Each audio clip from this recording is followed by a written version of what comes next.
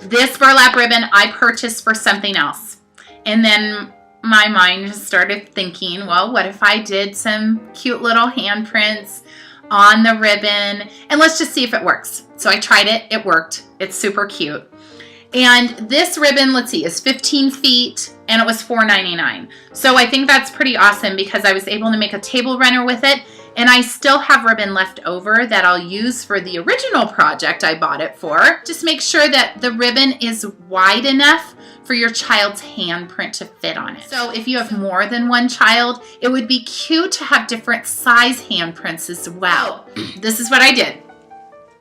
I measured out the burlap ribbon to the size of my table, and I made sure I had the leaf in it. Because, you know, sometimes on Thanksgiving you have a lot of people over and you end up putting that leaf in, and then maybe the runner isn't long enough anymore. Even if you take the leaf out of the table, it will still be long enough. So make sure you have a little bit left on the end that didn't have a handprint on it. And then when I put it out on the table, I can just tuck that edge underneath the table and then just maybe tape it there if you want it a little more secure. So this is what it looks like, and then I will show you how I went about making it. So here it is, his little handprints and his turkeys all the way across the runner, and it looks super cute, like I said, on the table. So here's that little bit at the end that doesn't have anything on it. The other side has a little bit more, but it doesn't really matter because it's going to be tucked under the table. Nobody will ever know how much space is on one end or the other. So when I told him about what we were going to do, I talked to him about the turkey. So this part is the body of the turkey, the thumb is the head, and the fingers are the feathers. Now, to get him a little bit more excited about doing it, I told him he could pick out the colors of paint that he wanted to use for the feathers. Now, since I did this pretty spur of the moment, I really wasn't thinking about the paint that I was using, and I did use just this washable liquid tempera.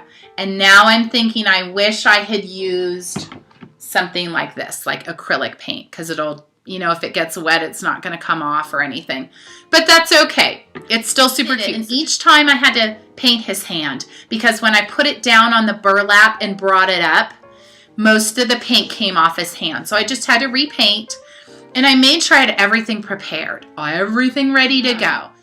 I just had a plate, any plate, plastic plate, glass plate, whatever you have, ceramic plate, and I just put the colors all around the plate. I had these kind of brushes, these sponge brushes, and that worked great. Paint brushes, sponge brushes, whatever you have works wonderfully. And I made sure I had one for each color. So I would paint brown here, and then each finger would be the separate color. And I would have the different brushes for each one of those colors. Now the burlap, since it has the holes in it, I would put a piece of paper. You could use foil, you could use wax paper, whatever you have.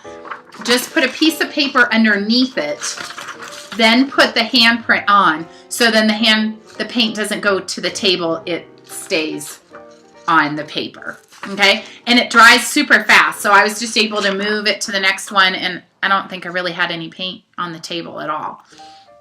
And then after they dried, which like I said is pretty fast, but after they dried, I just gave him a Sharpie to draw the legs on.